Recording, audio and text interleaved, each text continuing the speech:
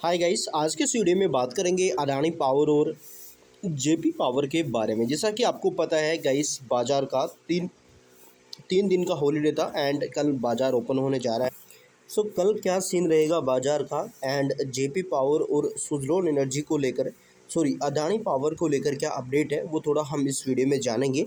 And सबसे important तो guys इस वीडियो का पर्पज़ ये है कि हम दोनों कंपनियों का जो बिजनेस मॉडल है ना वो देखने वाले हैं एंड किस तरीके से जेपी पावर के आगे चल के अडानी पावर जो है काया पलट कर सकता है, किस तरीके से इसकी जो पावर कैपेसिटी है वो हमें किस लेवल पे देखने को मिल सकती है। थोड़ा हम इस वीडियो में एनालिसिस करेंगे, बिजनेस मॉडल देखेंगे कि दोनों कंपनियों की स्ट्रेंथ क्या है एंड फ्यूचर प्लान्स क्या है यहाँ पे। तो इम्पोर्टेंट गाइज कि आज का जो हमारा वीडियो है टोटली एजुकेशन पर्पज़ के लिए रहेगा। सो प्लीज़ आप कोई भी डिसीजन लेने से पहले एक बार अपनी रिसर्च कर लीजिएगा, क्योंकि शेयर बाजार में इन्वेस्टमेंट जोखिम के अधीन है, तो रिसर्च मिस मत करेगा। तो गाइज सबसे पहले आप देखिए अडानी पावर का परफॉर्म। देखिए पिछले 6 महीने में लगभग यहाँ पे हमें 60% तक का जो डेटा है वो बढ़िया देखने को मिला है। बट फिलहाल क्या चल रहा है, पिछले 1 महीने से कंसोलिडेट, यानी कि हमें लगभग 6% तक की जो वॉल्टिलिटी है वो पिछले 1 महीने में यहाँ पे देखने को मिल रही है।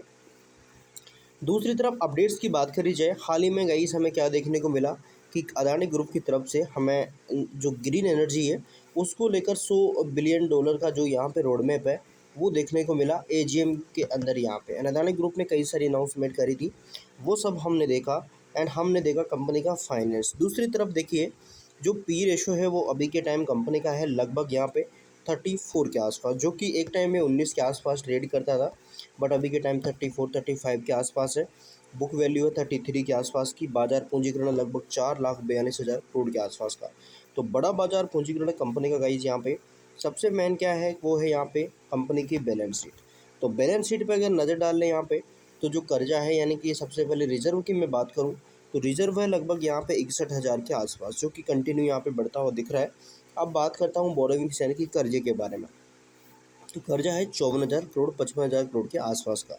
तो जिस तरीके से यहाँ पे पहले कंपनी क्या करती थी, अपना कर्जा यहाँ पे घटा रही थी। अब यहाँ पे देखोगे कितना था, यहाँ पे था गाइस लगभग 55,000, फिर 52,000, फिर 49, फिर 42, फिर 34, फिर 39, वापस बढ़ाना स्टार्ट कर दिया यहाँ से, फिर वापस से एकदम से 54,000 करोड़।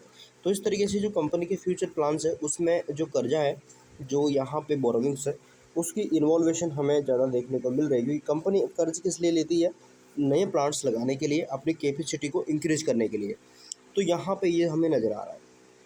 अब यहाँ पे अगर एसेट्स की बात करी जाए तो एसेट्स है कंपनी के पास लगभग 1.5 लाख करोड़ रुपए के आसपास के। तो इस तरीके से वैल्यूएशन है। अगर हम यहाँ पे देखें कंपनी के इन्वेस्टर्स की बात करी जाए तो एफआई का इंटरेस्ट हमें लगातार बढ़ता हुआ दिख रहा है। 11.64 से 11.73 हो चुका है, पहले 11.53 था, पहले 12.46 था। डीआई की बात करी जाए तो डीआई का भी बढ़ता जा रहा, 3.41 से 3.69 हो गया, पहले 2.77 था, पहले 1.76 था, 1.64 था। तो डीआई का तो अगर मैं सीधा कहूँ तो लगातार हमें बढ़ता ही दिख रहा है। 1.18, 1.41, 1.42, 1.52, 1.60, 1.64, 1.76, फिर डायरेक्ट 2.70 यहाँ पे, फिर 3.41 पे 3.69। तो इस तरीके से डीआई का इवैल्यूएशन हमें इस तरीके से नज़र आ रहा है। सो गाइस देखिए अडानी पावर के बारे में अगर बात करी जाए तो भारत की सबसे बड़ी जो थर्मल पावर कंपनी है वो है। देखिए कंपनी की कुल स्थापित कैपेसिटी की बात करूँ मैं तो 17,550 मेगावाट है। अगर मैं बात करूँ कोल बेस्ड की तो गाइस कंपनी के पास जिसमें मुख्य रूप से कोयला आधारित ज़्यादा प्लांट है कंपनी के पास, यानी कि कोल से कंपनी ज़्यादा जो बिजली है वो बनाती है। देखिए बिजली उत्पादन और एसेट्स, तो देखिए भारत के अलग अलग राज्यों में बड़े पैमाने पर ultra super crystal thermal power plant company संचालित करती है। प्रमुख लोकेशन की बात करी जाए, मुद्रा यानी कि गुजरात, तिरोडा महाराष्ट्र, सवाई राजस्थान में यहाँ पे उडुपी, कर्नाटक में यहाँ पे मतलब कर्नाटक में महान, और मध्य प्रदेश में यहाँ पे गोंडा झारखंड। तो इस तरीके से यहाँ पे हमें कंपनी के जो प्लांट्स हैं वो दिख रहे हैं।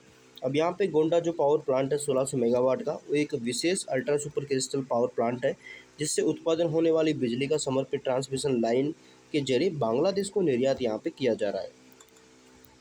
दीर्घकालिक राजस्व मॉडल, तो देखिए अडानी पावर का बिजनेस मॉडल बहुत हद तक सुरक्षित और स्थिर राजस्व वाला देखने को मिल रहा है। 80% प्लस अनुबंध यानी कि क्षमता वाले हैं कंपनी के। कंपनी अपनी कुल बिजली का 80% से अधिक हिस्सा long term power purchasing agreement में कन्वर्ट कर चुकी है, बेच चुकी है। ग्राहक से समझौते तो मुख्य रूप से विभिन्न राज्यों की सरकारें बिजली वितरण कंपनियों, यानी कि हम यहाँ पे बात करी जाए तो 25 साल तक की अवधि के लिए कंपनी क्या कर रही है, इससे कंपनी की निश्चित और अनुमानित कैश फ्लो मिलता यहाँ पे रहता है। तो कंपनी क्या कर रही है गाइस, एक ग्राहक यहाँ पे जो बड़ी कंपनी के लॉन्ग टर्म ग्राहक है वो कंपनी के साइन कर रखी है। बची हुई लगभग 15 से 20% जो बिजली है कंपनी ने शॉर्ट टर्म मार्केट या पावर एक्सचेंज यानी कि आईएक्स या और अन्य जो बाजार कीमतें हैं यानी कि स्पॉट प्राइस है यहाँ पे, इनमें बेचती है, जिससे हाई डिमांड के समय अधिक मुनाफा कमाने का जो मौका है कंपनी को मिलता रहता है। ईंधन आपूर्ति दक्षता तो गाइस देखिए, फ्यूल मैनेजमेंट एंड ऑपरेशन जो यहाँ पे है, तो थर्मल पावर के लिए कोयला सबसे महत्वपूर्ण इनपुट बताया जा रहा है। अडानी पावर इसे दो तरीकों से मैनेज करती है, घरेलू और आयातित कोयला। तो कंपनी क्या करती है, कोयला इंडिया यानी कि कोल इंडिया के साथ लॉन्ग टर्म जो लिंकेज है के जरिए घरेलू कोयला लेती है। मुद्रा जैसे तटीय प्लांटों के लिए इंडोनेशिया आदि देशों से कोयला आयात किया जाता है। एंड अदानी ग्रुप का तालमेल तो देखा जाए, कोयले की माइनिंग और लॉजिस्टिकल शिपिंग का काम अदानी इंटरप्राइजेस और पोर्ट्स का काम अदानी पोर्ट्स संभालता है। इस ग्रुप सिनर्जी के कारण अदानी पावर को दूसरों के मुकाबले कम लागत में और समय पर कोयला मिल जाता है, क्योंकि भाई पोर्ट भी तो इनका ही है, तो उसके थ्रू इनको कोट जो कोयला है मिल जाता है। एंड इन ऑर्गेनाइजेशन ग्रोथ और नए सेक्टर्स, तो देखिए कंपनी सिर्फ नए प्लांट्स लगाने के बजाय संकटग्रस्त जो कंपनियां उनको खरीद कर अपनी क्षमता में तेजी से बढ़ोतरी करने का प्लान कर रही है, जिसमें अधिग्रहण भी है। हाल ही में इसने 24% हिस्सेदारी जो जेपी पावर है उसकी करी, जिसमें लेंको अमरकंटक पावर भी पहले भी कर चुकी है। न्यूक्लियर पावर में एंट्री, तो कंपनी ने परमाणु ऊर्जा क्षेत्र में उतरने के लिए अपनी नई साई कंपनी जो है उसकी घोषणा भी यहाँ पे करी है, जो कि थर्मल पावर से आगे बढ़कर क्लीन एनर्जी बेस बनाने की रणनीति का विस्तार कर रही है। इसके बाद मुख्य स्रोत क्या है, तो देखिए इसके बिजनेस यानी कि जेपी पावर की बात करी जाए, तो जेपी पावर देखिए दीर्घकालिक बिजली खरीद समझौते यानी कि कंपनी के राजस्व का मुख्य आधार है। इसके तहत राज्य की बिजली जैसे मध्य प्रदेश विद्युत प्रबंधन कंपनी लिमिटेड के साथ दीर्घकालिक अनुबंध कंपनी के पास है। इसके साथ व्यापारिक बिजली बिक्री, तो पीपीए प्रतिबंधों से अधिक उत्पादित अतिरिक्त बिजली को पावर एक्सचेंजों या द्विपक्षीय अल्पकालिक अनुबंधों के माध्यम से भेजा जाता है। इससे चरम मांग अवधि के दौरान उच्च टैरिफ का कंपनी लाभ उठा सकती है।